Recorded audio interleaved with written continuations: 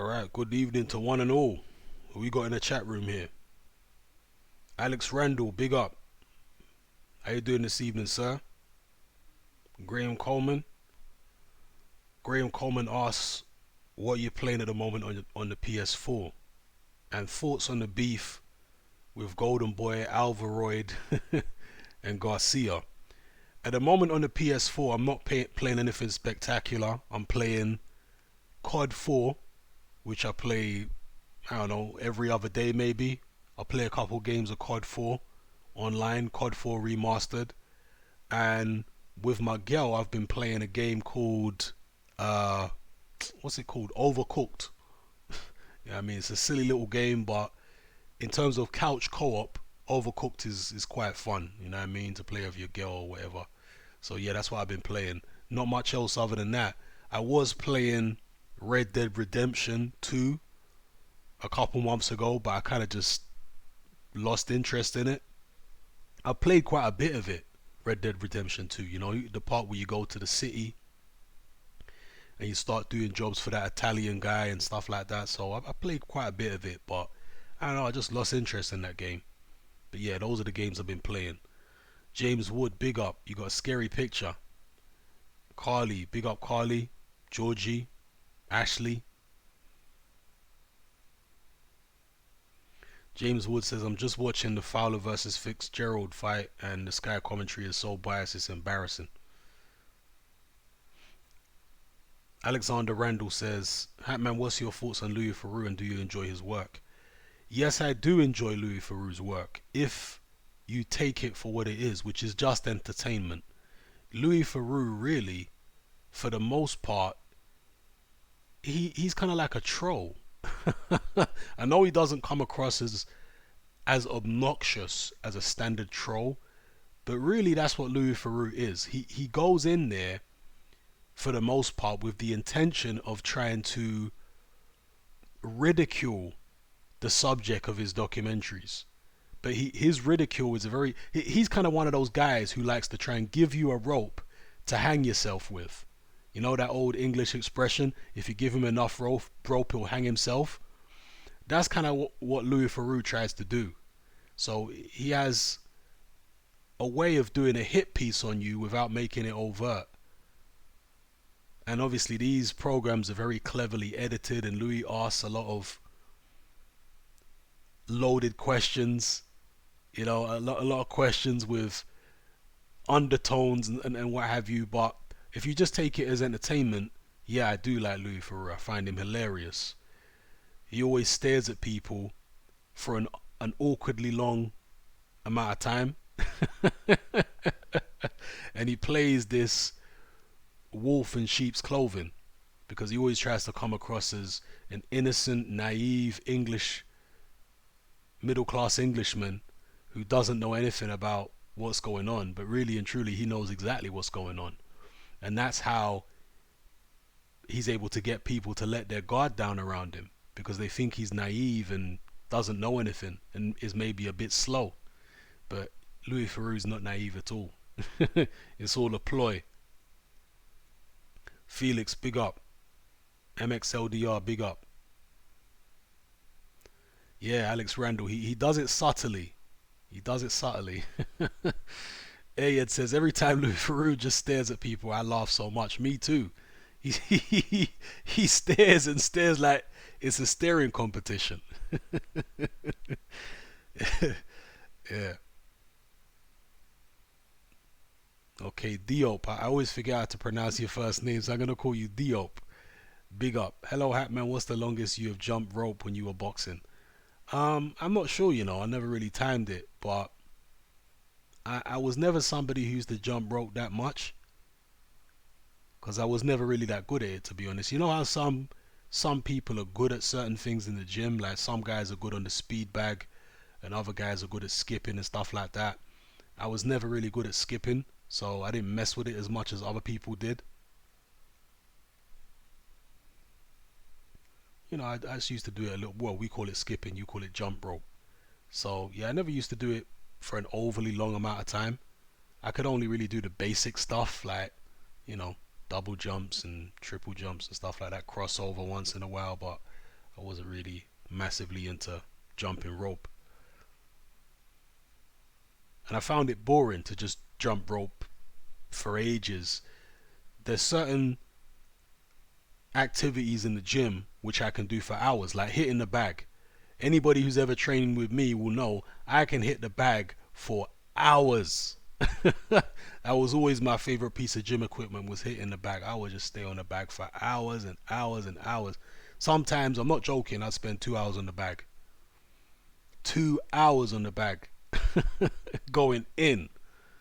Yeah. Not like I'm punching non-stop for 2 hours. Obviously, I'm doing it by the rounds, and some rounds I'm going for work rate, other rounds I'm going for power, other rounds I'm working on my movement and positioning and technical stuff. But I just enjoy hitting things. So I always enjoyed hitting the bag. I always enjoyed sparring, hitting the pads, once in a while. But I was never a big pad guy either. I preferred the bag and sparring above anything else. And I also like sprints because I was always a natural sprinter. So like in secondary school, I was a very very good sprinter, and even now I still do. In fact, my knees have been giving me hell over the past few months because at my age, when you're still trying to sprint and you're a big guy, it takes its toll on you. After all the years, sprinting is very high impact. So I actually went sprinting last night. Got some good sprints out. Because I was always somebody, I do sprints. I don't like long distance running and all that kind of business. I'm not built for that. I'm built for sprinting. So yeah, always like the sprints. And it got to the stage in my training where I was doing a crazy amount of sprinting a week. Like, I mean crazy. I would go out to Streatham Common, and then anybody who knows Streatham Common in South London, there's a big hill there in Streatham Common. I would do sprints up that hill. I'm not joking. I would do sprints up that hill, sprint up the hill, walk down the hill, sprint up the hill, walk down the hill for an hour or more. Just constant sprints and then walk down. And obviously when I look back on it, that was probably fucking me up. I was probably it was probably doing more harm than good in the end, not just to my joints, but also just wearing me out, overtraining, doing too many sprints, because that's extremely high intensity, fast movement. And I'm weighing, at the time I was probably like, I don't know, 220, maybe 226 to 230 pounds in shape. And I'm sprinting up a flipping hill for an hour and walking down. It takes it out of you. And then after doing all them sprints, then I'm going to the gym and doing the bag and the sparring and all that kind of business. Yeah. Israel Lucan says, what's your take on black Americans pushing for reparations? Some say they were not around during slavery, they were not entitled to it. What's your thoughts? Well, the concept of reparations is that other uh, other ethnic groups are still benefiting financially from slavery now. So reparations is a way of trying to get black people on an even playing field financially with white people in America. That's what reparations is about. It's not about the fact that, you know, uh, nobody today is going through slavery. It's about the head start. It's the same with colonialism. Yeah, Britain and many other European colonial countries, Japan. Name any colonial country in the world, or any imperialist country. Excuse me, any imperialist country in the world. So much of the wealth of the country comes from plundering other countries. You understand? And the people whose countries get plundered, they end up decades or even centuries behind because they've just been basically pillaged. Yeah? So they're not on an even playing field financially with Britain or any of them countries because they were the ones who got robbed and fucked over. So the same kind of thing applies to slavery in America or in the Caribbean or wherever. It's not about trying to pay people for money that they as individuals are owed. It's about trying to put them on a financial level playing field with the people who are still benefiting from slavery. Now, you could say that there are plenty of white people who don't benefit from slavery, but it's not. It's an overall kind of thing. I mean, if you look at where black people are at in terms of property ownership and owning businesses and stuff like that, they've been held back in America for many, many years. I mean, an example which I've talked about before was the Second World War. Any of you can look this up. After the Second World War, so many black Americans returned to the United States, and they were not given the same benefits as white World War II veterans were, like access to housing, because veterans were all supposed to get access to housing.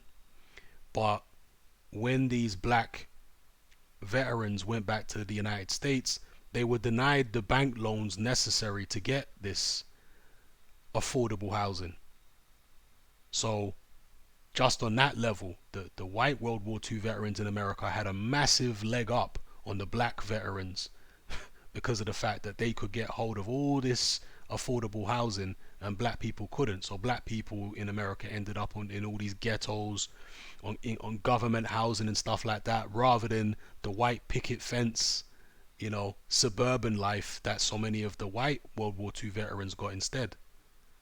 So there's been non-stop inequality in the United States, since all the way through slavery, right up until now, really.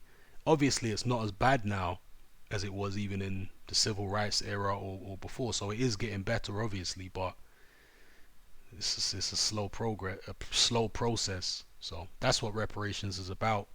And my take on whether reparations should happen or not. I think that reparations should happen, but I'm not in favor of just giving money to all black Americans or black Caribbeans just willy-nilly. I'm not in favor of that. I think that money should be pumped into black institutions. That's where the reparations money should go. Black institutions. I mean, I think there was even some college in America or something that said they were gonna subsidize black people getting education. Black people already get with affirmative action. They already get a certain amount of subsidies when it comes to education. But yeah, reparations needs to come in the form of making it easier for black people to get in the housing ladder and just become upwardly mobile, rather than just doling out a bunch of money. Because if you dole out a bunch of money to people, they're going to spend it foolishly. Yeah, particularly the state that black America is in at the moment. It's in a terrible state culturally, so you dole out a bunch of money to the average black American now, and they're going to spend it foolishly a lot of the time. Not all of them, obviously, but a lot of them are going to spend it foolishly, and that's not going to help anyone, really. So yeah, empowering black institutions, making it easier for black people to get on the housing ladder. I know in America they don't always show the black success stories. It's mainly focused on the ratchet shit, the ghettos and stuff like that we see black people in the United States, because there is big middle class black areas in America which they don't really show through the media. When do you ever see these middle class black neighborhoods portrayed on television in the UK? In the United States, they don't really show it. So that is one thing I have to say. I mean, for example, when it comes to reparations, the Jews are still being paid reparations now for the Holocaust. They're still getting paid now. Can you imagine? Well, like, how long? Like, coming up to a century since the Holocaust, nearly a couple decades away. They're still being paid reparations now. And many other groups throughout history have got reparations, for whatever they've been through. But black people, black descendants of slavery, have been put at the bottom of the food chain and said, nah, you ain't worthy of any reparations at all. Fuck you. Yeah. Connor Boyd says, Hatman, have you watched O.J. Simpson versus the People, and what's your thoughts on the O.J. Simpson case? Will you ever do a video about it? I mean, maybe, yeah. I remember the O.J. Simpson case very well. I remember at the time, um, the video which was on the news with O.J. driving a white Bronco down the highway, the slow speed, the low speed police chase. Um, my take on it then and now is that OJ did it. You know, he committed them murders. That's my take on it. OJ was a guy with a very very violent streak in him. You know, he did it. So it's America, man. He got lawyered up, Johnny Cochran and the rest of his legal team, and he beat the case. And really, that was a very poignant moment. You know, it's a moment I'll never forget when OJ beat that case, because even here they showed the reaction of the verdict in bars around America and in homes around America, in white homes and in black homes. And obviously in the black homes everybody's cheering. In the white homes everybody's like, "Oh no," and all, and all this kind of shit. And so the way black Americans looked at it, they said, "Well, yeah, we think he's guilty, but so many black men have been, you know, charged and convicted and locked up for things they didn't do, and so many white men have been, you know, killed, like white police have killed black men and they never get convicted. So we're happy because finally a black man has managed to beat the system and have the system work for him rather than the system work against him." That's the way they looked at it. um I I personally don't like that, because if somebody has committed a serious crime like murder and stuff like that, then they need to go down. You know what I mean? I don't think I think it's a dangerous game to play. It's like a race to the bottom if you're happy when somebody of your own race gets away with murder, murder of innocent people. That's not good. That's just a race to the bottom. That just starts a race to see who can become more brutal and callous towards the other race. You're not going to solve nothing doing that. So yeah, that was my take on the OJ thing. Like, OJ did it. He shouldn't have got away with it. He had the lawyers, to get away with it, and he got away with it. Although he did end up catching a civil suit and serving time in prison after that. I think that was for, what was that? That was over stealing back his stuff, something like that. John 99, big up.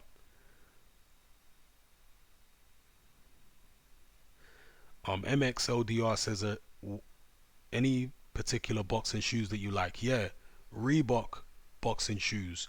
I can't remember what they're called, if they have a particular name, but if you go to the Reebok website and look up their boxing boots, they their boots are my favorite boxing boots that I've ever worn. They're very comfortable because I'm somebody with very big feet and very wide feet. I don't have much of an arch in my feet, so the Reebok boots are more like trainers. I mean, how can I? They're very flat and they have they're broad. They're flat and broad. There's not really a massive arch in them or anything like that. So somebody who's got like big flat feet, the Reebok boots are good. A lot of heavyweights now, you notice a lot of heavyweights wearing them. David Price wears them Reebok boots.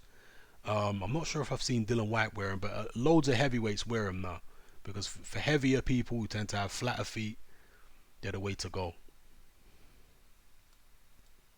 And they're fairly cheap, the Reebok boots, or at least they used to be. I got mine for like, how much were they at the time? 40 something pounds.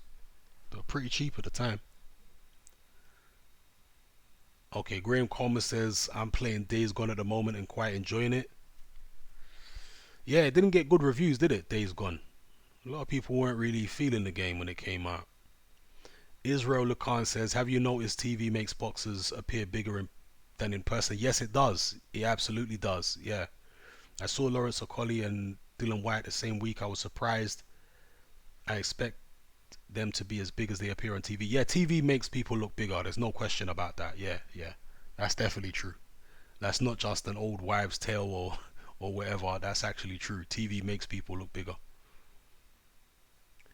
Ashley Elson says, "Did you see Tunde say they've not gone to Russia yet because the weather is the same in England, so there's no need?" Lies in the camp. Yeah, it's intriguing, this Kovalev Yard fight. Is it actually happening? I mean, somebody commented on my video and they said you spoke too soon because they're having a public workout today. Well, they haven't had a public workout, as far as I'm aware. Tunde and Anthony Yard did some workout that they filmed in the Peacock gym, but that's not a public workout. Yeah, there wasn't no public crowd there or nothing like that. It's a Peacock gym. Um, so yeah, I don't know what's going on. Maybe it's a Russian thing. Maybe the Russians are not really big on promotion or promoting it outside of Russia that much. I don't know. Maybe they don't require you to fly in a month or more before the fight to do a press conference. We'll see, I guess. Felix says, Hatman, anger management issues hitting that bag. Afro Soul says, Hatman, what do you make of AJ's Sky Sports interview today? Is it me, or he didn't sound confident, like he's not 100% sure he can win the rematch? Um, Anthony Joshua, and I think most people have noticed this about Anthony Joshua. Anthony Joshua has got a very, very strange demeanor on camera. I mean, he talks like a robot. Never mind fighting like a robot. Anthony Joshua talks like a robot on camera. He talks as if he's reading off an auto cue, even though he's not. It's the strangest thing. I actually find it quite irritating. So I don't really watch much Anthony Joshua interviews if I can help it, because he talks in this very like scripted kind of way, and it's just weird the way he talks. He talks like a Manchurian candidate or something. Maybe we should get into that. But Anthony Joshua talks like he's being mind controlled or something. He's got a real weird way of talking. Now, if you catch Anthony Joshua on IFL, he talks normally. Yeah, he talks like a normal person. But whenever he's talking to Sky or at a press conference, he talks in this very scripted sounding way. It's very odd. So yeah, I didn't think Anthony Joshua was any less confident than I've seen him before necessarily. I just think it was a typical example of his uh, scripted, rehearsed interview style, which is really awkward, almost unwatchable.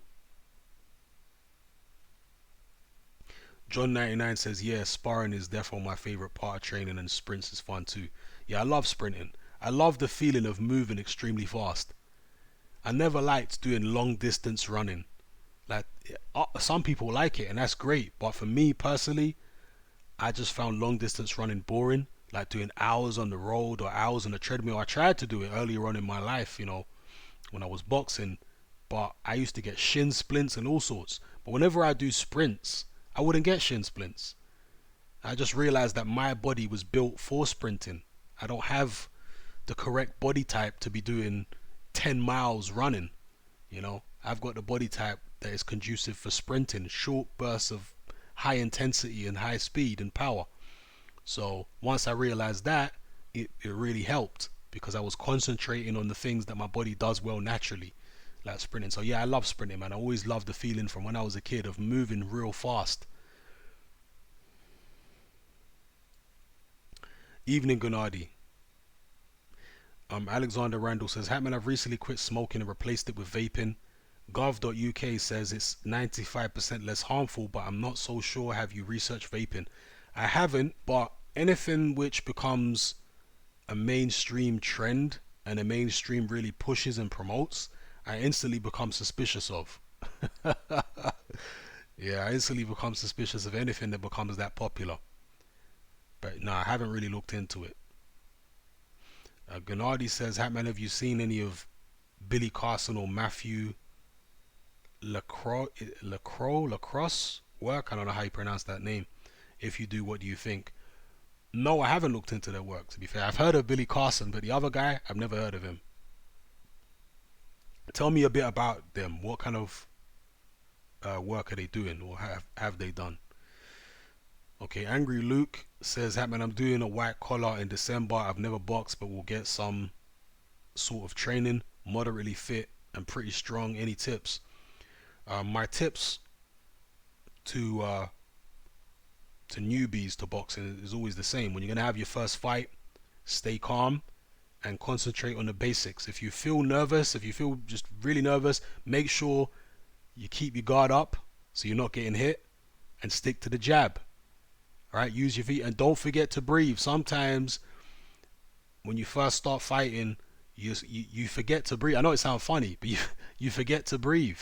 Make sure you're taking in deep breaths and all that kind of business, and just concentrate on not getting hit. Stick to the jab and avoid his punches. If you can, in the first round especially, avoid his swings and hit him with a few solid jabs, you'll calm him right down.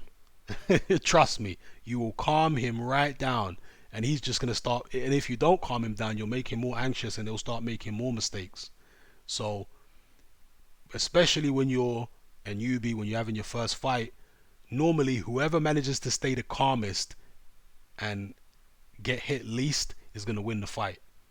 So that's why I tell you, just stay calm, keep your hands up. Don't worry about landing a million combinations. Just stick to your jab and not getting hit with anything clean yourself.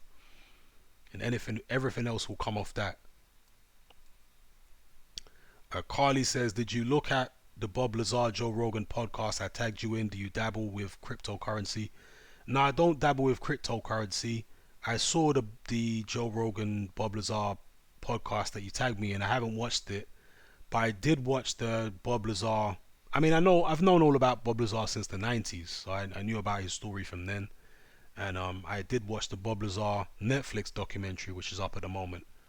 And I've always found the Bob Lazar story interesting, but I don't know, man. Like, if Bob Lazar was the real deal and he was really revealing these secrets, why didn't they just take him out? I mean, they've got a million and one different ways to take you out. Why is Bob Lazar still alive? Why has he now got a documentary on Netflix? My suspicion with Bob Lazar, I've said this before, is I think that Bob Lazar is an unintentional disinformation agent. Yeah, I don't think he knows that he's being used, but I think he is being used. So I suspect that he probably did work at S4, and probably did work on some covert aircraft or whatever. But I feel like he was fed disinformation intentionally, and he was part of some kind of psyop without realizing that he was. That's why I suspect is going on with Bob Lazar. And I know Joe Rogan, or I've heard Joe Rogan fully buys into the Bob Lazar story, and Joe's sitting there like, whoa, this is fucking trippy, man, and all that business. I'm not really a fan of Joe Rogan. I think most people know that. If you like him, that's all good. I'm not telling nobody to stop watching Joe Rogan, but for me personally, I'm not really a fan. Um, but yeah, that's what I feel about Bob Lazar. Very interesting story, says a lot of interesting things, but mm, if you are genuinely a whistleblower and you're giving away state secrets that are critically important, you will end up like Dr. David Kelly. That's how you end up. It's not hard for them to put you under the ground. They've got a million and one different ways to do it and make it look like a heart attack or a suicide or whatever. They'll get to you. Doesn't matter if you go to the press or anything like that. Dr. David, and I know this is in the UK, but Dr. David Kelly was a well-known public figure in the UK, and they still did him in. They don't give a shit. If what you're saying is that damaging, they will take you out. They don't give a fuck. Do you understand? Like, it's far more important to take you out and then worrying about, glossing it over later. The main thing is stop the leak by any means necessary. So I always come back to that when I look at people like Bob Lazar.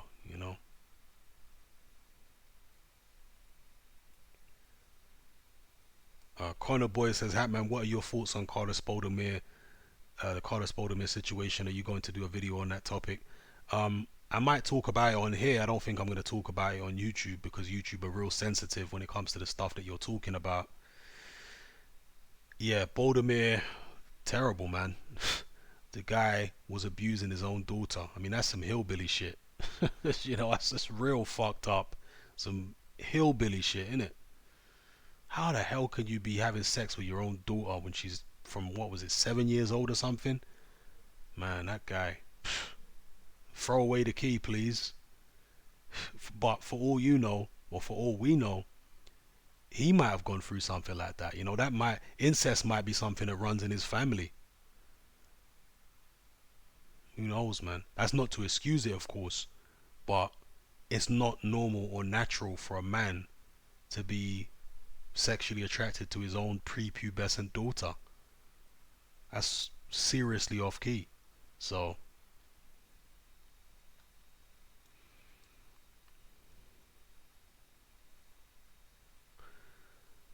Pugilist King says, "What's up, Hatman? There is a YouTuber who does motivational videos called Infinite Waters." Yes, yes, yes. Yeah, I'm well aware of Infinite Waters. His real name is Ralph Smart, and I find his videos to be hilarious. It's almost like watching parody. Um, he's clearly in it for the money because, and there's nothing wrong with it. I ain't hating on that. That's how he makes his living. Do your thing, right? He makes his videos about the secret to whatever, unlocking your third eye and all that kind of business. I get the feeling that he's some kind of, and this might sound crazy, but I got the feeling that he might be some kind of narcissist or sociopath. There's something not quite right about him. When I look at his demeanor, when I look at his eyes and the stuff that he says in some of his videos, yeah, there's something not quite right there with him. He seems a bit too much of an opportunist to me. But I do watch his videos from time to time for entertainment. I find it hilarious when he comes on there with his little catchphrases and stuff like that. Starts smelling the air and yeah, it's entertainment. And that's what I take most things as on YouTube, entertainment. I don't take much for, you know, gaining any genuine wisdom or knowledge. I mean, there are some things still available on YouTube where you could gain some knowledge or wisdom, but for the most part, I take it as entertainment, and that includes conspiracy videos because there's a lot of conspiracy channels out there. Although they're getting rid of most of the conspiracy channels now, but over the years, you've had a lot of conspiracy channels that come out with outlandish, unsubstantiated claims. They believe every single thing is a conspiracy. There's no such thing as a random event. Everything is a conspiracy, which is an absurd position to take. Not everything can be a conspiracy. Don't get it twisted. I'm very well aware that conspiracies run deep and that there's nothing that governments wouldn't be willing to do, including killing their own citizens. I'm well aware of that. But the likelihood of every single thing being a conspiracy, you know, it goes to the point where every major celebrity, some people believe every major celebrity is a transgender. Uh, you know what I mean? Like some people just run away with the conspiracy stuff to the point where it's just they just believe everything. They've never really done any deep research, but it's the latest trendy conspiracy, so they jump in with both feet and believe it wholesale. So yeah, I'm not somebody who wants to trash conspiracy channels. I don't do that. I don't need to do that. I don't feel compelled to do that. I would rather people be questioning the mainstream version of everything, even if they're wrong. Yeah, I'd rather they be questioning because at least they're taking their intellect somewhat in the right direction, which is being divergent. So yeah, when it comes to stuff like that, I find entertainment in it more than anything. It's entertaining.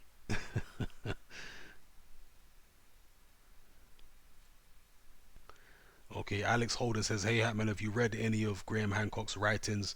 I was skeptical at first, but I think he raises some interesting points about ancient human history. Yeah, I've got Graham Hancock's, not his latest book, but a book before that, Magicians of the Gods.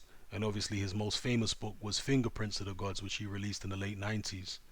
And he did a few collaborative books with various associates of his like Robert Bouval and several others. So yeah, I'm well aware of Graham Hancock's work, and I think there's a lot there. To be honest, I think he's onto a lot of stuff with regards to ancient civilizations and whatnot, and even his work on psychedelics is interesting. Although that is the area where I think Graham Hancock is maybe, huh, what's the word I can use to describe it? Um, he's crossing over into some dangerous territory when it comes to the psychedelics, because Graham Hancock clearly has substance abuse issues. This is a guy who said that he smoked weed something like, you know, 15 hours a day every day for like 20 years. Like, this guy wrote loads of his books while he was high on weed. He just smoked all day from sun up to sundown. People, that's not normal. If you're smoking weed from sun up to sundown 7 days a week, you have an addiction. You've got a problem.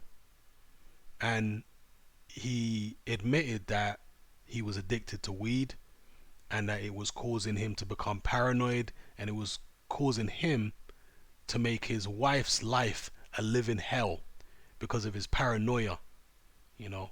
And so eventually he quit weed and then started doing ayahuasca instead. In fact, he said that ayahuasca was what helped him quit weed.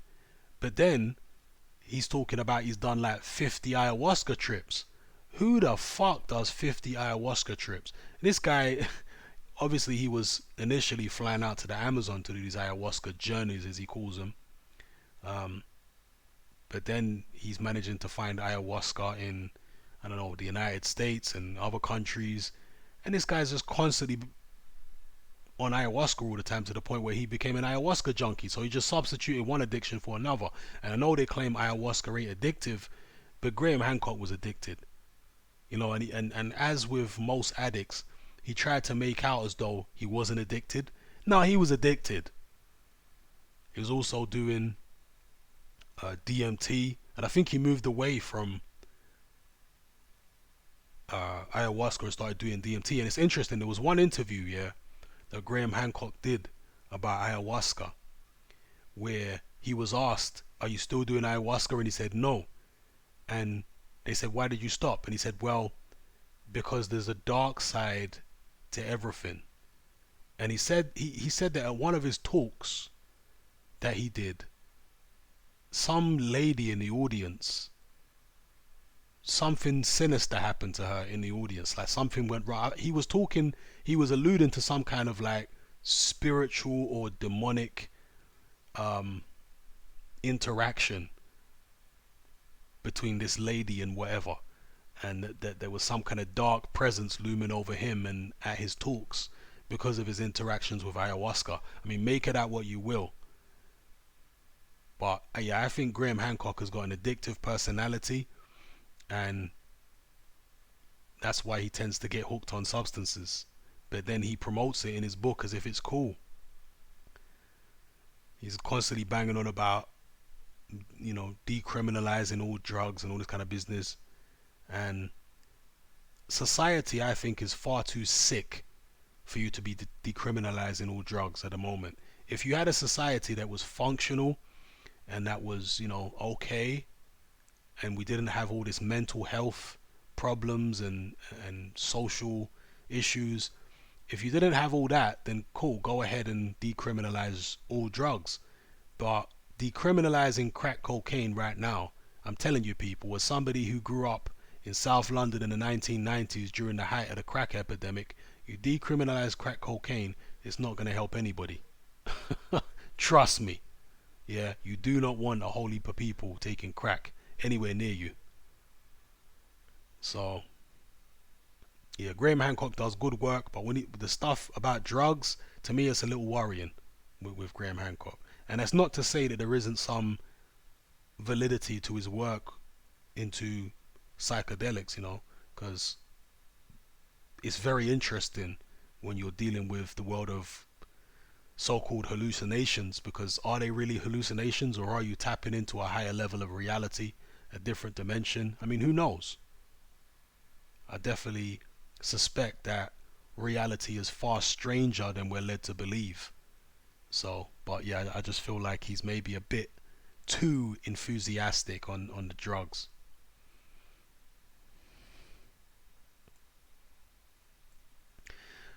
Coleman, his headpiece says, blackish kind of show, blackish kind of show it, but not really, because it's a little middle class black family in a predominantly white neighborhood. Alright, what? I'm not sure what you're talking about. What show you're talking about? That's the first comment I can see from you. Was it something else I mentioned? Coleman, his headpiece. I'm not black, I'm OJ.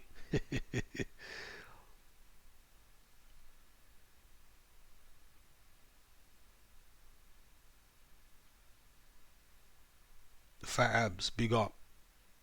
G-Man Boxing says, Hatman, I was having a discussion with a mate, and we both noted that male and female homosexualities have been the most sly and deceitful, or homosexuals, excuse me. Male and female homosexuals have been the most sly and deceitful people we've known. Do you think their lifestyle is the reason? Well, I don't know whether homosexuals are the most sly and deceitful, but I guess that's your experience in your own personal life, right? I guess that's what you're saying. I can't speak to them being sly and deceitful, but I certainly am concerned about their lifestyle in the gay community, because, as I've mentioned before, it's well documented fact that in the gay community they use drugs, recreational drugs, to a far higher degree than the general population. The gay community is far more hedonistic than the straight community. There's way more recreational drug use and even higher consumption of alcohol. And I don't know the statistics in terms of their sexual um, activity, in terms of how much they sleep around, but there's certainly always been the stereotype that gays, at least gay men, are even more promiscuous than straight men. That's always been a stereotype. I haven't seen any statistics to back that up, but I certainly have seen plenty of statistics to show that they're far more hedonistic than straight people, take way more drugs, drink way more alcohol, and all that kind of thing. And that is never going to help. You know, if somebody's smashed off their face on ketamine or whatever drugs they're taking on the weekend, sometimes during weekdays as well, it's not going to help nobody. It's not going to make somebody a more stable individual. It's going to make them more unstable. And you know, a lot of these party drugs, like ecstasy, for example, can lead to long term mental health problems when people are using them drugs there. Because ecstasy makes your brain overproduce, I believe it's serotonin. And so what happens is that in many cases, after years and years and years of abusing ecstasy, people can end up with a dried up serotonin gland, basically, where their brain doesn't produce the normal amounts of serotonin anymore. And so that can make the person become depressed and whatever, then they have to go on prescription meds, and yeah, it's a downward spiral. And I don't want to get graphic or anything like that, but I'm sure some of you would have heard of the fact that gay men use a drug which in America they call Rush, and in the UK they call poppers. And I'm not going to tell you what this drug is supposed to do, but let me just say that it helps facilitate homosexual activity. That's what poppers does. And the use of that particular drug is also very harmful to the human body. So, you know, there's a whole heap of things they do in the gay community which are harmful to them mentally, physically, and I would also say spiritually. Now, some people would counter that by saying, hang on, Hatman, don't you have a boxing channel? You know, and boxing is a very dangerous sport, and people who participate get injured and injure other people. And that is a good point. That is a good touche. Um, the only thing I would say is that boxers are doing it for money for the most part. They're doing it to try and dig themselves up out of poverty. They generally don't do it just for recreation. You know, not professionals anyway. Amateurs maybe, but professionals are generally doing it to try and better their lives and better their circumstances. So that's the only way we really can justify boxing, because it is a barbaric sport. It is brutal. It is the modern day Colosseum. You know, I'm very real about it. There's no way you can try and make out that boxing is something civilized. It appeals to something very primal within us. Wanted to see two people fight like animals. You know, so it is what it is, man. But yeah, in answer to your question, the gay lifestyle could do many things, many detrimental things, I think, to the people who participate in it. But as far as making them more deceitful, I don't know. I haven't had enough time talking to gay people, you know, interacting with them, etc., to be able to say that. Um, oh my gosh, Burgermouth, Burgermouth, how did you, how did you find me? I hope you forgive me for all this, the stuff I did to you in secondary school, Burgermouth. Oh my gosh. Burgermouth says, "Have you ever looked into the story of Reuben Carter?" Yeah, yeah. Well, there was even the movie, right, starring Denzel Washington about Reuben Carter. Very famous story, very sad story, and actually a very typical story for Black Americans during that time. Just injustice, being locked up for things they didn't do, having their whole futures snatched away from them. Yeah, an unfortunately common occurrence. Communist headpiece says, "Didn't O.J. Simpson go to jail anyway for stealing back the stuff he sold to pay for his case in an armed robbery?" Yes, he did. He only recently got out, right? It was a year or so ago, a couple years ago, he got out, and they were talking about the juice is loose. Gennady Alvarez says, "Hatman, what do you make of the Mars face and the Cydonia pyramid, similar to the Sphinx and the pyramids of Giza?" Um, the whole Mars mystery is very interesting to me. I know some people are adamant that the face on Mars is actually a face. I'm not convinced it's the face. To me, it could just be a natural formation. I know that when the face was initially spotted, it looked a lot more like a face. But then when NASA released some updated photos, it no longer looked like a face, and there were people who accused NASA of airbrushing it or changing it or messing with the levels in Photoshop to try and, I don't know, change the contrast to get rid of the face. You know what I mean? People accuse them of all sorts. It's a mystery to me, an unsolved mystery, an enigma, and I'll just have to leave it at that.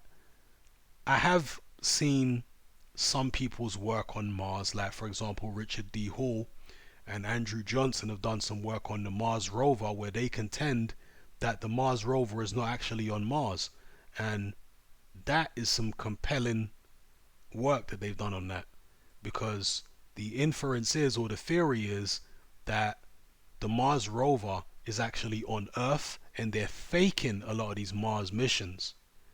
Now, obviously, people are going to say, why would they fake it? How could they fake it? Well, if NASA is a very compartmentalized organization, it's actually not that difficult to fake something. Yeah, I mean, I always go back to the structure of a bank. If you are a cashier at a bank, do you know what goes on in the boardroom of that bank, at the very top level, in head office, at the corporate offices? No, you don't. You've got no idea what they're talking about in the boardroom of that bank. You're just a lackey, working in, no disrespect to anybody who's a cashier at a bank, but you don't know nothing about the running of that organization. And in fact, outside of the boardroom, probably nobody knows what's going on in that organization. They're only told as much as they need to know to do their particular job. And so if you apply that to an organization like NASA, if NASA were going to fake anything, you don't need everybody in NASA to be in on it. You only need a small number of people to be in on it. And they will be deceiving not only the public, but the majority of NASA employees too. Because these things are compartmentalized. These organizations are a pyramid structure. So again, I'm not saying that I'm 100% convinced that the Mars rover's not really on Mars or wasn't really on Mars, but they presented some pretty compelling evidence that, you know, the Mars missions and then the Mars rover was all just done on Earth somewhere in some remote.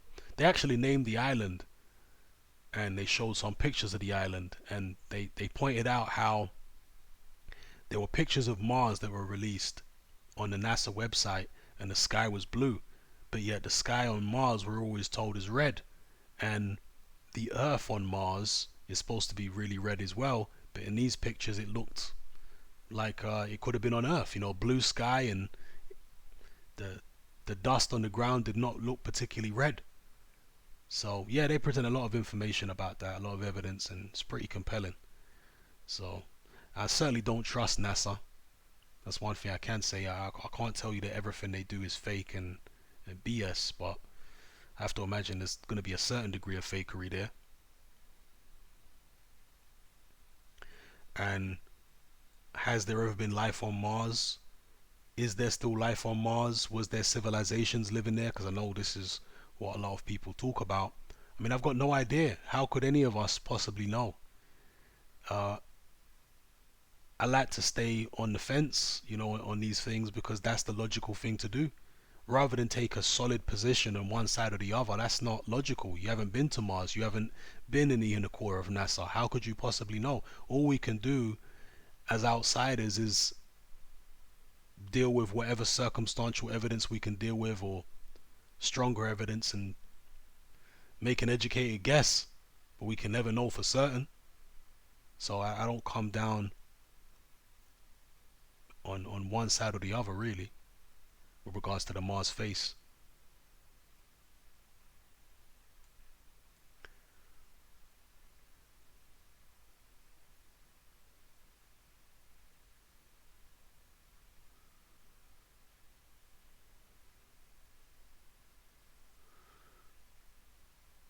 Okay, let me catch up on a couple comments here. Let me pop out this chat. 1 second there, people.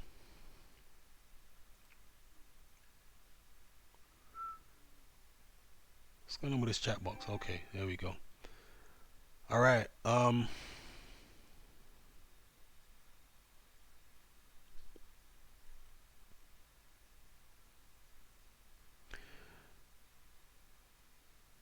Raja Khan says, big up Aaron, by the way.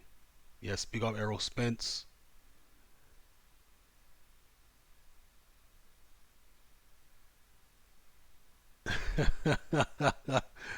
Fat Ab says, is there any benefit I can expect, Hatman? I recently quit smoking cigarettes and now I just smoke crack. Well, from what I've heard, the high from crack is a lot better than the high from smoking cigarettes. That's all I can tell you. Oh gosh.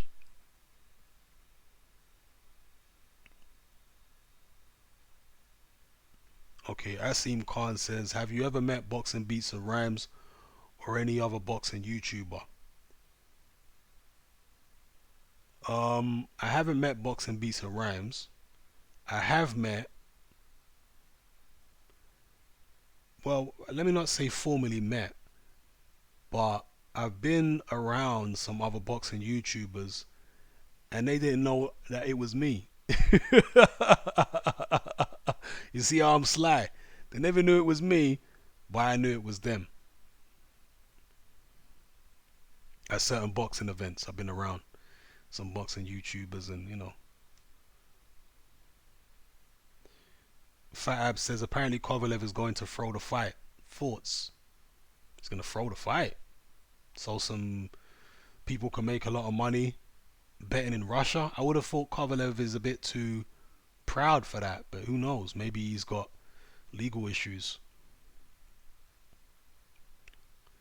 Adrian says, will you interview any more boxers on your channel? Yes, I will. Yes, I will. I want to be careful not to interview too many and become an interview channel, because then it can become a little sticky, because I don't hold back on the things I say about fighters. And fighters are human beings at the end of the day. So if you're not holding back, somebody you did an interview with all of a sudden don't want to do an interview with you no more. It would be nice if in boxing you had something like, you know, the K Slay show back in the days.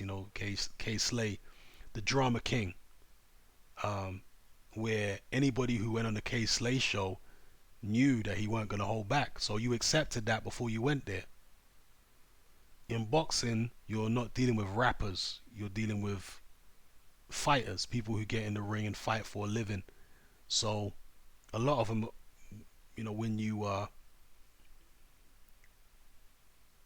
when you ask them the critical questions and you don't pull any punches, they are going to get offended because you're not boxing professionally for a living.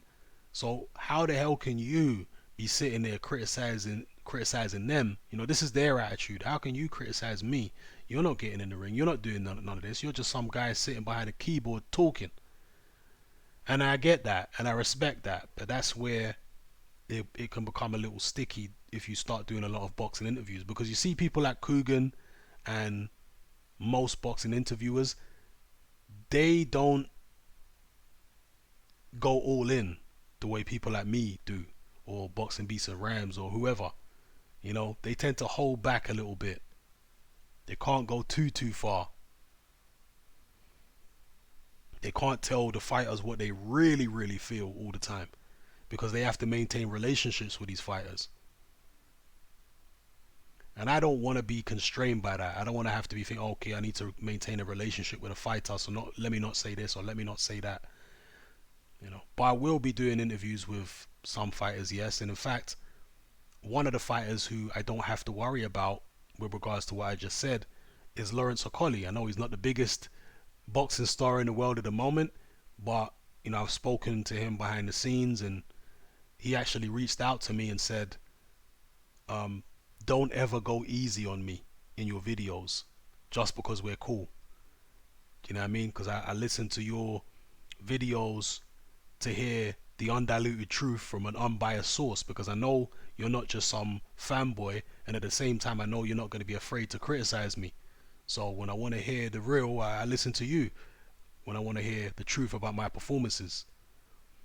And yeah, he said, don't be afraid, don't hold back, when you're criticizing me, because I know you're not coming from a place of hate. You're coming from a place of constructive criticism. So don't hold back just because we're cool. So that makes it a lot easier to interview somebody like him, because the next time he has a terrible performance like he did against Matty Askin, because I said in my video he should have been disqualified in that fight and it was terrible.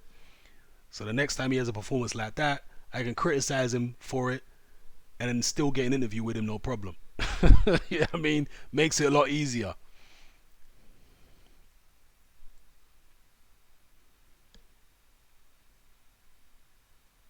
Alright, Fab says Anthony Joshua media trained PC robot. He wants to just maximize his outreach. Connor Boyd says, your thoughts on Pernell Whitaker tragedy. Will you do a career review, and what is Pernell Whitaker's legacy? Yeah, I was a big Pernell Whitaker fan back in his prime. He was my favorite fighter at the time, at least for a couple years until Roy Jones came along. So I liked Pernell Whitaker. I liked the way he fought. He was a defensive fighter who threw a lot of punches. Today most defensive fighters are low volume. Pernell Whitaker was high volume. He was perpetual motion. He was always moving around the ring, letting combinations go, ducking and diving and moving his head. Um, yeah, he was definitely one of our favorite fighters back in the days. It's very sad, the way he went out. Whenever somebody dies of anything other than old age, it's always a tragedy, right?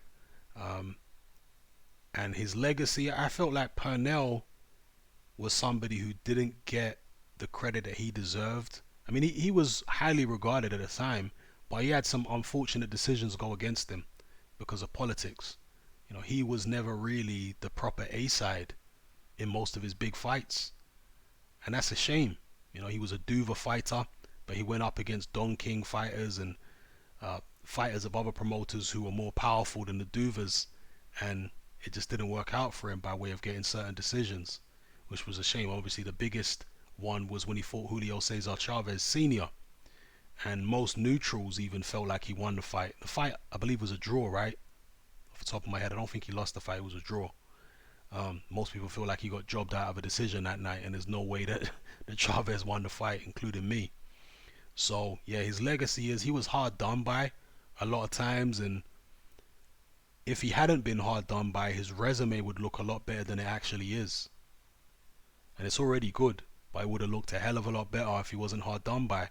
And who knows, he might not have taken certain fights later on in his career if he'd won, if he'd been given the decision in fights earlier on. Because some fighters continue fighting on and on and on because they're trying to prove something. They're trying to fight the boxing establishment. This is why some fighters continue fighting on. They feel like they haven't got the respect they deserve. They want revenge for what's happened to them previously in their careers. And so they end up doing that and taking losses which they wouldn't have taken otherwise. If they'd got the decisions they deserved in the first place, they might have retired on top. So that's how I feel about Purnell's career. And yeah, a career review for him is definitely something I'll look at for sure. Felix says Femi's under that spell. Comedy's headpiece says it's not even a spell. He says the same things in different ways on different platforms. Israel Lucan says you said most Bahamian slaves were mostly Yoruba. Have you ever thought of learning a language? Yeah, but I don't really pick up languages too easily, which is the problem. I've tried to pick up certain things from African people I know, certain words here and there, including Yoruba words, but especially now, they say it's more difficult to learn languages when you're an adult than it is when you're a child. So I find it difficult to learn. I probably have to be in Nigeria to really start learning the language and just be around people who are constantly speaking it and be forced to learn it. Comedy's headpiece says it's like he's at a job interview on Sky. Yeah, it is.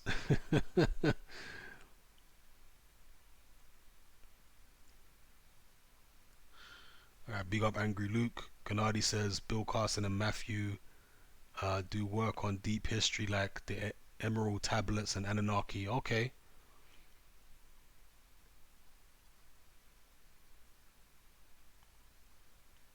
Okay, Roger Khan says, Hatman, did you see my comments on the community tab about aluminium-free deodorant, referring to the live stream, which you can't get from Holland and Barrett? I haven't seen. I will check out your comments. In fact, I really need to respond to the comments on the next episode, which might not be a live stream, but will be responding to the comments. Gennady Alvarez says, what are your thoughts on Aleister Crowley evoking the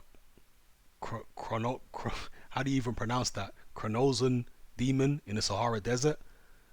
I don't even know about him evoking that demon in Sahara Desert. I know he's supposed to have evoked lots of demons. I've heard about him evoking some kind of demon on Loch Ness, and people claiming that that's actually the source of the Loch Ness monster stories, which is an interesting take on it, right? Because Aleister Crowley had a home on the shores of Loch Ness.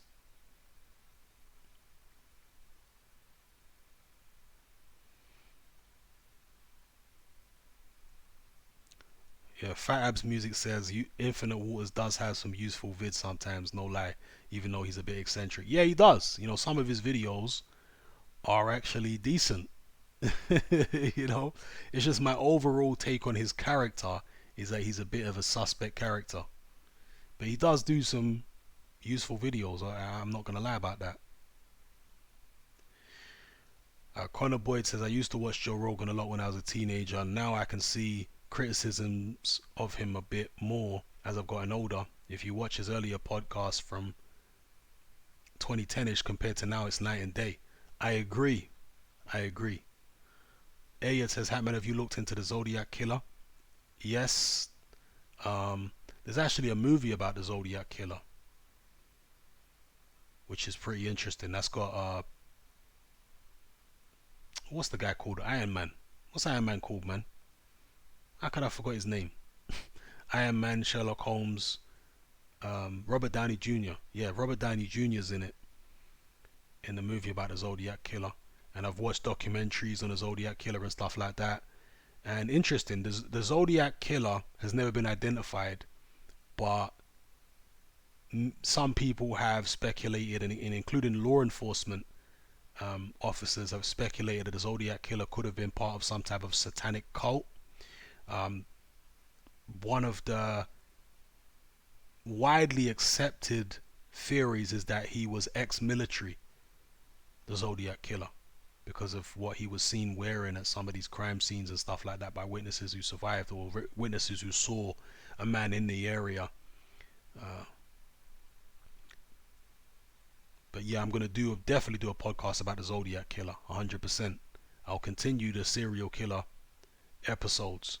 That's going to be an ongoing thing. G-Man Boxing says, J.K. Rowling, who wrote the Harry Potter books, do you think she's dabbled in witchcraft? I don't think she's dabbled in witchcraft. I know she has because she admitted that she has.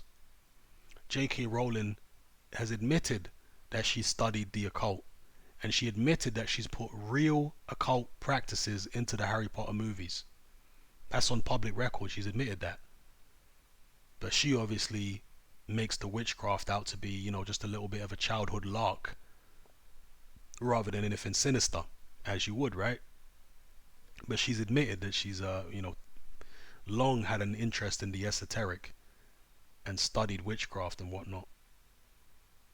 I mean, she doesn't necessarily say, well, let me not say she hasn't said she hasn't practiced witchcraft, but she certainly studied it. That's what I can say for sure.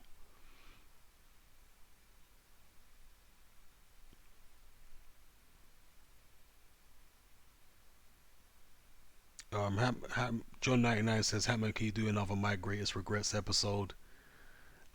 Yeah, we'll see. I need to think up. I need to, think of what my other regrets are. You've only got so many regrets in life.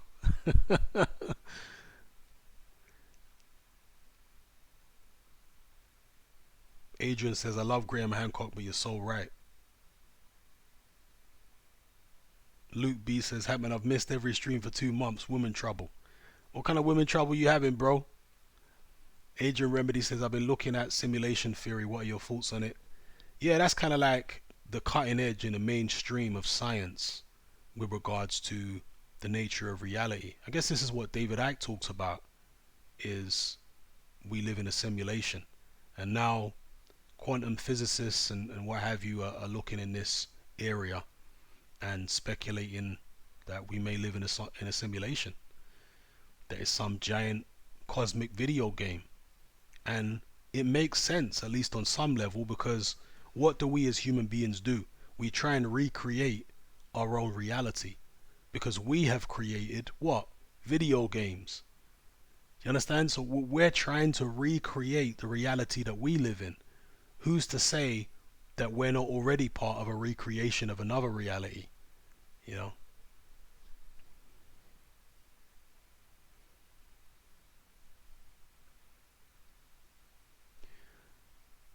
MXLDR says there are already too many crackheads in my area. It's like Night of the Living Dead. Robbo says, what is your opinion on Ty and Booth? I mean, Ty and Booth is a social outcast, isn't he? And I'm not even trying to diss him. I'm just telling you what he is. Like he comes across as like a social misfit or a social outcast, and he's a very odd character. I mean, I saw his latest video where he was complaining about the fact that Sky didn't let him into the press conference or the weigh-in for Dylan White versus Oscar Rivas. I mean, can you blame them? This guy's been insinuating that Adam Smith is a pedophile. I know a lot of people do online, and it's all for shits and giggles, but you can't be insinuating that some guy is a pedophile and then rocking up at one of his events and expecting him to let you in. That's crazy. And obviously he's always making these sexual innuendos and stuff like that about Anna Woolhouse and all this kind of business, and then he's rocking up at the shows like, yeah, or at the press conferences like, yo, let me in. Like, come on, man, nobody's gonna let you in. And maybe he knows they ain't gonna let him in anyway. Maybe he's just doing it so he's got something to talk about. You know, he's a very odd character, very strange. I watch his videos sometimes, but I'm not as big a fan of his as some other people are. You know, he's a strange man. That's all I can tell you. Strange, strange guy. Matt Greenwood says, "Respect, Hatman. I've never done boxing training properly, but whenever I've had street fights, I've always done very well. What if I say that to say this? What are your thoughts on wasted potential?" Um, Wasted potential. Well, you have to have real potential for it to be wasted in the first place. And how do you know whether you've got real potential? Um,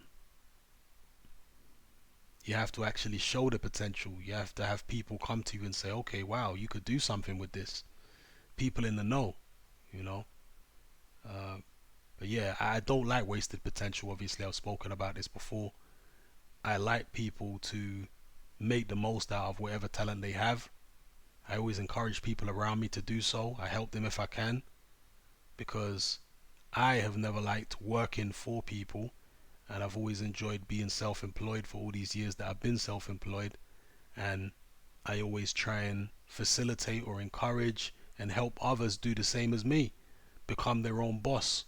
And that usually involves cultivating your own talent.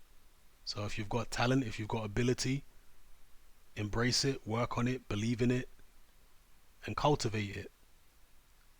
But when people waste their talent and they don't make the most out of it, it's frustrating, because I feel like you could make your life so much easier if you just knuckled down and concentrated on making the most of your talent.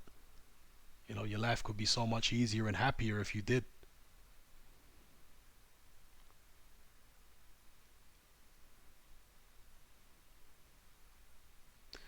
G-Man Boxing says, Hatman, have you ever read Chariots of the Gods by Eric von Daniken? Yes, I have, many, many years ago. I did read Chariots of the Gods by Eric von Daniken, which is where the ancient astronaut theory originally came from. Comedy's Headpiece says, I was talking about... Okay, I see what you say, Comedy's Headpiece, yeah. Okay, yeah. You said you were talking about when you said they don't really show middle class black neighborhoods in the US media, but now I think it is mostly... I think it... but now that I think about it, most black family television shows do the same, and they don't really expose real black middle class areas in the media, to be fair. Luke B says, Hatman, am I naive, or is cocaine use absolutely rife more than ever I thought? I suspect you're probably right, because there's never been a time when drug use has been so widely socially acceptable as it is right now. Because there were certain elements or certain communities in society where drug use was really frowned on, or the use of particular drugs was frowned on, but that seems to have all gone. Because when I was growing up, in the black community, if you did any other drug other than weed, it was generally really frowned upon.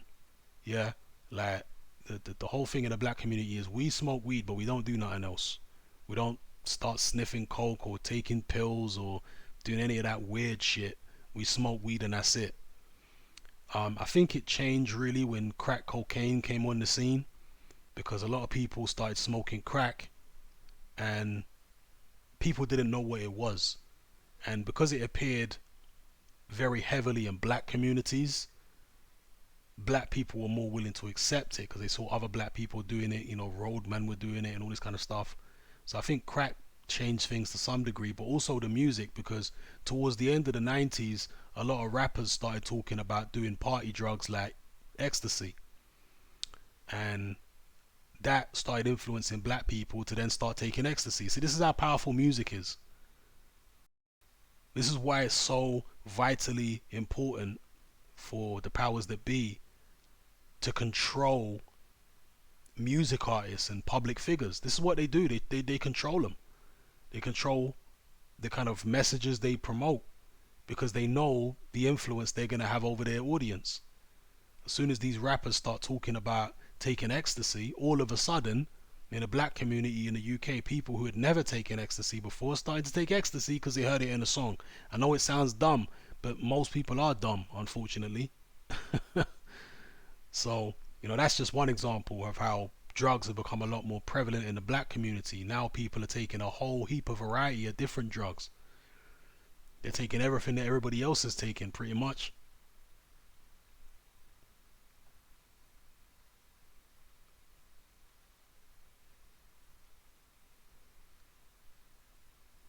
Connor Boyd says, Hatman, what do you think of call centers? I currently work for a finance call center and I hate it. I constantly feel like I'm misleading customers with confusing information. Personally, I think call center will die out due to the financial partners and retailers going into administration and my generation doing stuff online. Yeah, probably. But I mean, okay, you work for a finance call center, so basically you're selling people finance, right? You're getting people to take credit out. I'm assuming that's what you're talking about there. So you're basically doing sales. Yeah, I'm not a salesman. I always found the concept of selling people something quite difficult. It's not something that comes to me naturally.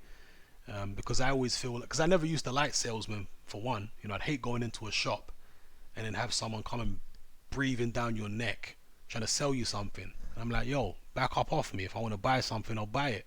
You're not gonna convince me to buy something that I didn't already want to buy. You know. So I never liked salespeople who are up in your face like that myself.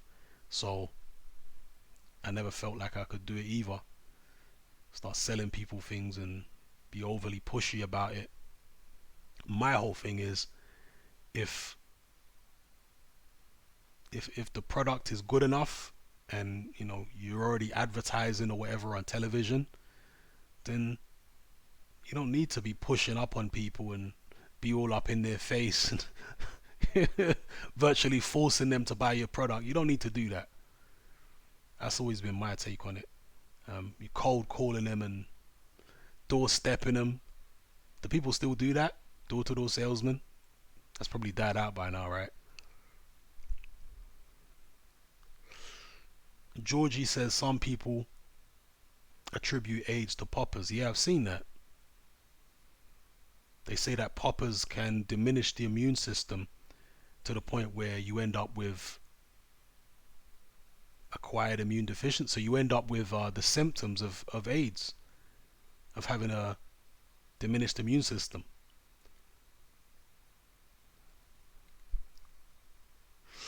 Jarrell Carter said, bro, what happened to the rest of the interview you did with your Nigerian friend? That's a good question because I do actually have the rest of the interview. I just haven't got around to editing it all down and processing it and whatnot. But that is a good question. I should get onto that. I should get onto that.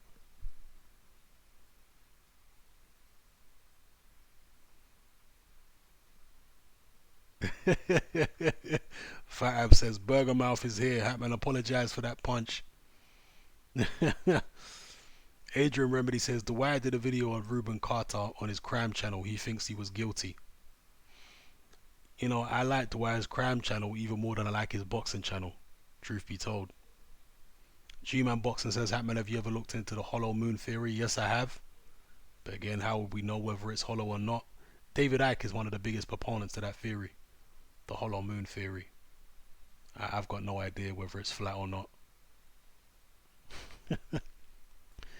Felix says, I got a conspiracy. Dean White is Hatman in disguise. Darrell Carter says, have you ever sparred any boxers that we've heard of? Yes, I have. I don't want to name too many of them, but I have sparred some boxers you've heard of. Sparred Ian Lewison, sparred Danny Williams, way back in the days, just to name a couple. I never sparred any world champions or anything like that, but I've sparred several people you've heard of. Coleman, his headpiece says, I'm clearly Dean White. aka LaRon Scott.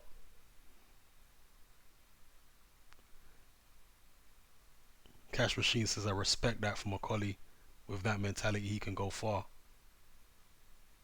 LaRon Scott, Lamar Scott, excuse me. Yeah, Lamar Scott.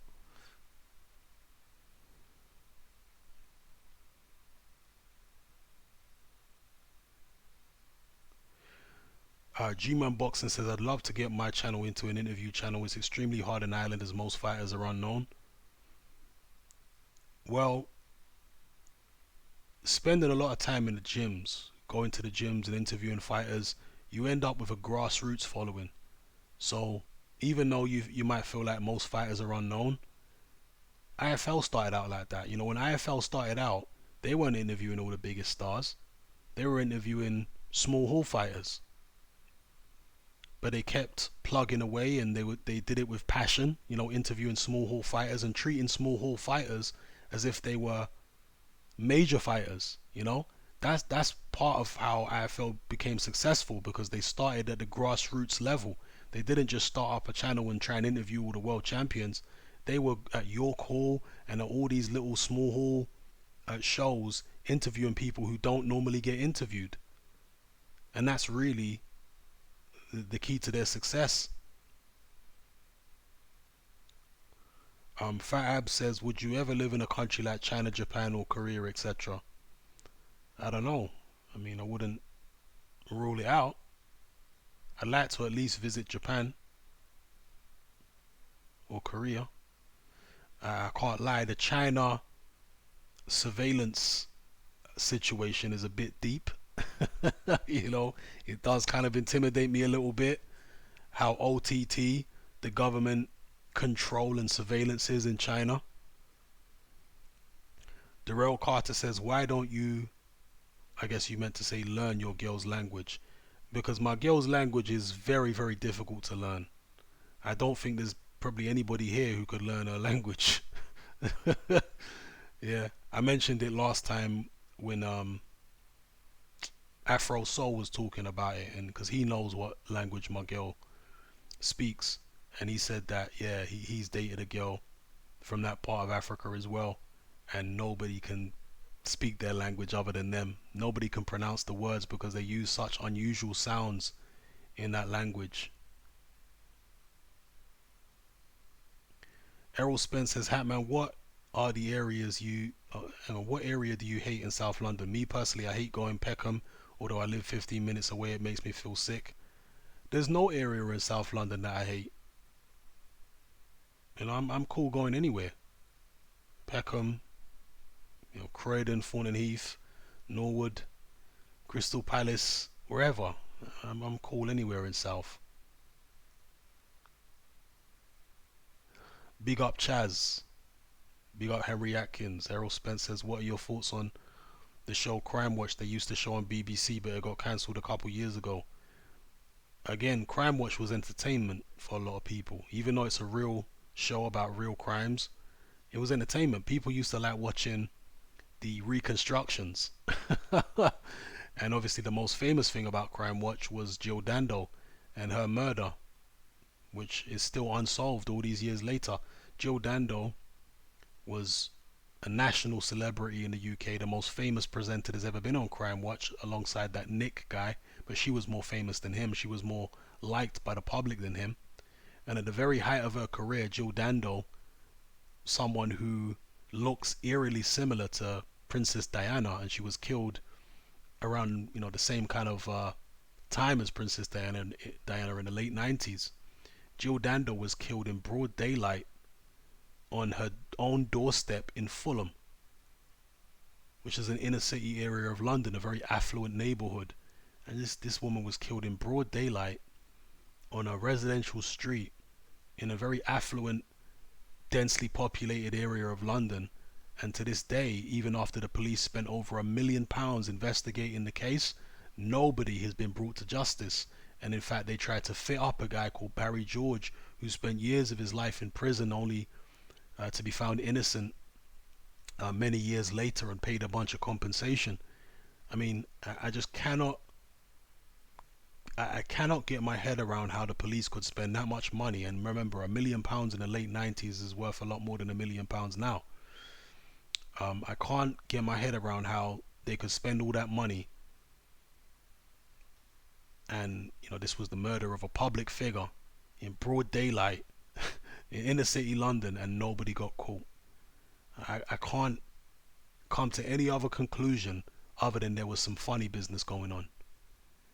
That the British state is, if not complicit, then maybe they um, they facilitated the hit, because I just don't see how you can spend that much money on that type of murder and not get any results.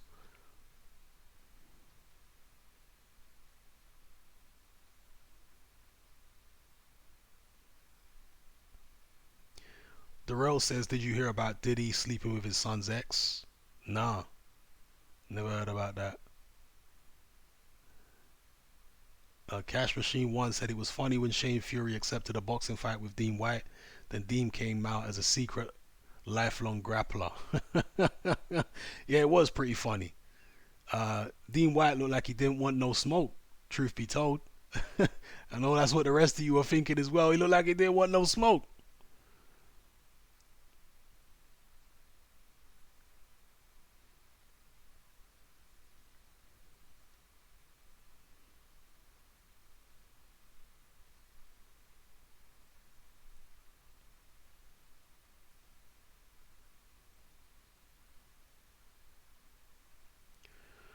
Alright, Fat Ab says, have you ever been backstabbed by people, particularly friends, and what is your attitude and thoughts on fake people and fake friends? I've never been backstabbed in a major way by friends. I've had friends talk behind my back, you know, and to be honest, friends talking behind my back, I don't really take it that deep, because if somebody starts talking behind my back, they're not really my friend, you know. So I don't tend to get. I mean, the word that gets back to me when people have spoken behind my back, they're careful about what they say. They never say nothing too crazy, or the word that gets back to me is anything is never anything too crazy. So I've never had any reason to take it to the streets with with somebody who's talked behind my back. But people are people, man. They've got different motivations and different reasons for speaking negatively about you. Maybe sometimes what they're saying is legit, and you have to look in the mirror and maybe take stock of what you're doing wrong. But other times people talk behind your back in a snidey kind of way or a deceitful kind of way, and it is what it is, man. I try and keep my circle as honest as possible, and have people around me who are gonna speak to my face and not speak behind my back. But you, a lot of the time, the people who are gonna talk behind your back. It's like them memes that are going around, because there are certain friends that you have. Whenever you're with them, they're talking behind other people's backs, and they're telling you, "Oh, don't tell him this," but so and so said so and so. You know what I mean? And you know that when you're not there, they're doing the same to you. So I tend to clock character traits in people very easily or very quickly, and I start watching out for that character trait and taking evasive action if necessary. I've noticed a certain individual who I've known for a long time now. I've known him for about, God, 15 years, a long time. And I noticed very early on from when I met this guy that he had an envious streak in him. And envy is a very dangerous character trait. So ever since I met him, I was always cognizant of the fact that this is an envious individual. And there's a saying, there's an old proverb. They say, "Don't show a hungry man your plate." Yeah. So that's how I am around him. I don't really show him my plate, because if you know that he's an envious individual, you don't want to start showing off around him. You don't want to make him feel like he needs to be envious of you, because then he can start scheming and whatnot, and before you know it, your house gets burgled, or whatever crazy shit ensues. So Yeah, you just gotta be cognizant of people's character and deal with them accordingly.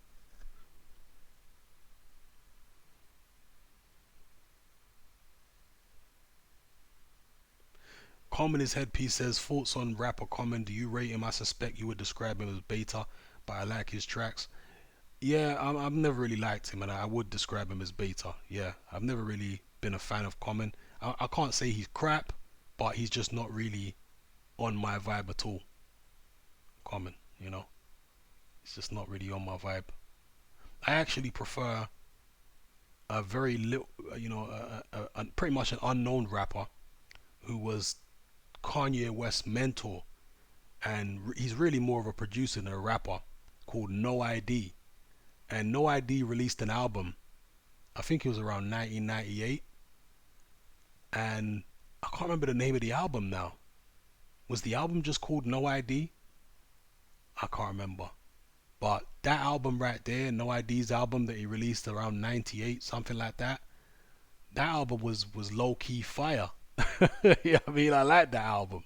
And No ID's not the greatest rapper, but he's competent as a rapper, you know? And that was really the precursor to Kanye West. If you listen to that No ID album, you'll get a lot of Kanye type vibes from it in a more subtle way.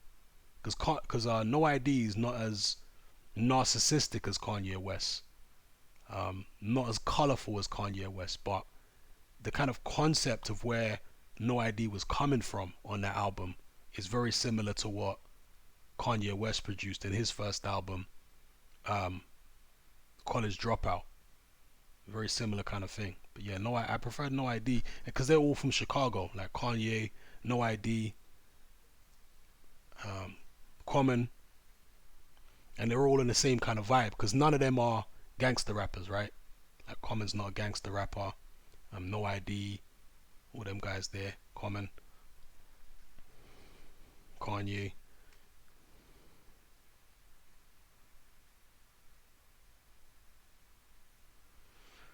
Fabs TV says envious people are dangerous. Indeed, they are.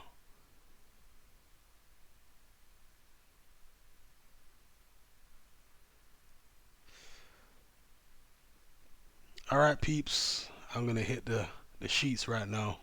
I'm barely staying awake as it is.